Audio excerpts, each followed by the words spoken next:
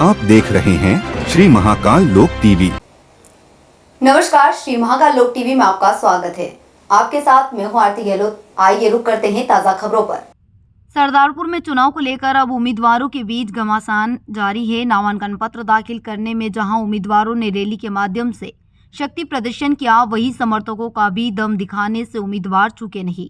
इधर बीजेपी और कांग्रेस के साथ ही निर्दलीय प्रत्याशी ने भी नाम निर्देशन पत्र जमा कर प्रमुख राजनीतिक दलों के सामने चिंता खड़ी कर दी है। गौरतलब है कि बीजेपी से वेल सिंह भूरिया ने नामांकन जमा किया, जबकि प्रताप ग्रेवाल कांग्रेस के उम्मीदवार है और उन्होंने भी रैली के माध्यम से नामांकन जमा किया।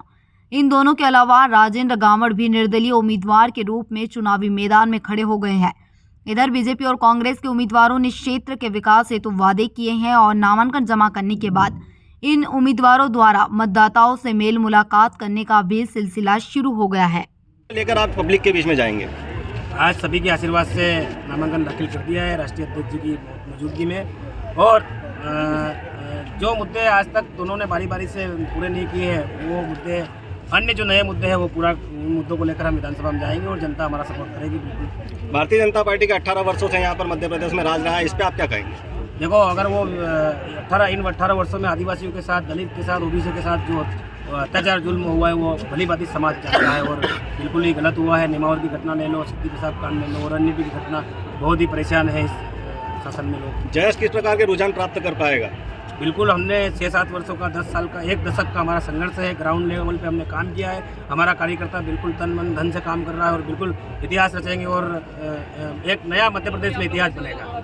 आपका नाम? राजेंद्र सिंह गामड़, जयेश निर्दलीय प्रत्याशी सरदारपुर विधानसभा। कह रहे हैं भाजपा के प्रत्याशी वेल सिंह भूरिया जो इस बार भी आपके सामने है, इसको लेकर आप क्या कहेंगे? मैं तो जनता से, सरदारपुर विधानसभा क्षेत्र की जनता से ये आग्रह करना चाहता हूँ कि आपने 13 से 18 का पूर्व विधायक का भी कार्यकाल देखा है। उनका कार्य और व्यवहार और जनता के बीच में जो उनका काम देखा है, और 18 से 23 का भी आपने कार्य देखा है। मैं सरदारपुर विधानसभा क्षेत्र के मतदाताओं से यही आग्रह करता हूं कि सरदारपुर क्षेत्र के विकास के लिए और सरदारपुर के इस जनता के उज्जवल भविष्य के लिए आपको ही तुलना करना है। आप सोच समझ करके इस सरदारपुर क्षेत्र के विकास के लिए वोट दे, कांग्रेस को वोट दे। जयेश कांग्रेस के लिए सिर दर्द बना हुआ, इसका किस प्रकार से निकाल करेगी कांग्रेस? आप देखिए, हम सब चुनाव है, हम सबका लोकतंत्र में सबको अपना अधिकार है।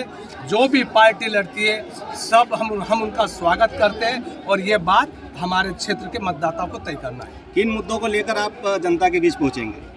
हम लोग विशेष करके जो हमारे आदरणीय कमलनाथ जी जो वचन दिए हैं सरकार में आने से पहले, जिस प्रकार से हमारी 100 यूनिट पर बिजली फ्री, 200 पर बिजली बिल हाफ और 1500 रुपये प्रति मेरा नारी सम्मान, किसानों की कर्ज माफी योजना और पढ़ो पढ़ाओ के योजना के अंदर 500, 800, 1200 तक की छात्रवृत्ति योजना जैसी जनता के बीच में लेकर के जाएंगे। सर, पिछले 5 सालों के आपने कौन सा विकास कार्य है जिसको भी जनता के बीच में ले जाएंगे आप और जनता से वोट मांगेंगे?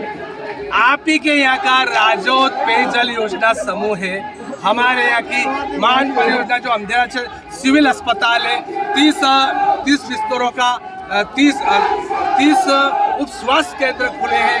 ऐसे सरदारपुर राजगढ़ में 19 करोड़ की पेयजल योजना है, नर्मदा लिंक परियोजना है, ऐसे और हमारा चुनार डैम जैसी योजनाओं को लेकर के हम जनता के बीच में जाएंगे।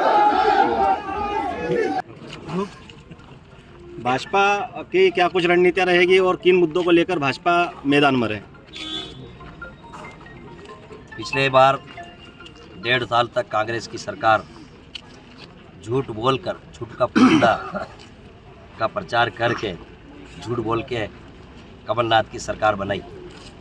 15 साल बाद कमलनाथ की सरकार चली गई। वो इसलिए चली गई कि वो वादे पूरे नहीं कर पाए। झूठ बोलती है कांग्रेस। 2 लाख का कर्जा माफ़ करने की घोषणा करी थी, कोई एक भी किसान का कर्जा माफ़ नहीं किया कांग्रेस ने। कांग्रेस का मुखिया झूठ बोलता है, कांग्रेस का मुखिया झूठ का पुलिंदा है। उसी प्रकार से उनके कांग्रेस का विधायक भी झूठ बोलता है, झूठ का पुलिंदा है। काम कोई किया नहीं, मेरे काम को गिनाता है, कोई काम नहीं किया उसने। विकास मैंने किया है। नर्मदा माही लिंक योजना जो कांग्रेस कहती है कि हमने करवाया, बीजेपी कहती है कि हमने किया है, वास्तविकता क्या है? वास्तविकता आप सभी को पता है, स्वीकृत कब हुई थी। नर्मदा का प्रोजेक्ट ऐसा स्वीकृत नहीं होता है, कैबिनेट में प्रस्ताव पारित होता है और उसमें बजट अनुदान में जोड़ा जाता है, उसके बाद में स्वीकृति आती है। ये निश्चित ही मध्य प्रदेश के मुख्यमंत्री शिवराज सिंह चौहान की अनूठी योजना है, नर्मदा सरदारपुर उद्वन परियोजना। जनता की सेवा करने का यदि आपको मौका मिलता है तो खरमोर अभ्यारण्य आप कितने समय में हटा पाएंगे?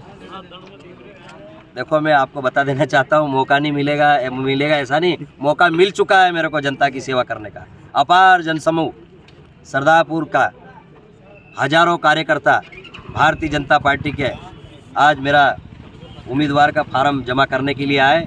निश्चित ही समाज जनता ने भारतीय जनता पार्टी के ऊपर विश्वास जताया है।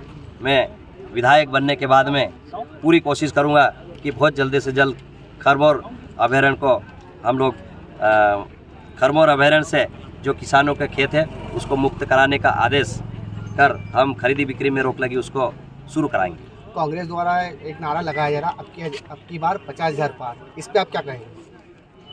मतलब मैं समझा नहीं क्या बोला। कांग्रेस द्वारा 36 से अब की बार 50,000 झूठ है।